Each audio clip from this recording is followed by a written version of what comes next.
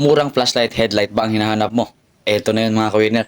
So, may quality, mura, abot kaya. Pero, grabe yung quality mga ka-winner.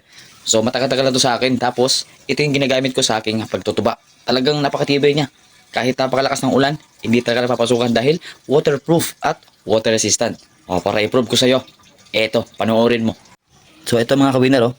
May tubig yan mga ka-winner. Ayan, oh. Sa pitchel, puno yan.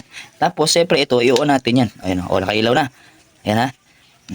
Lublob na natin to. Oh, isa, dalawa, tatlo. Oh.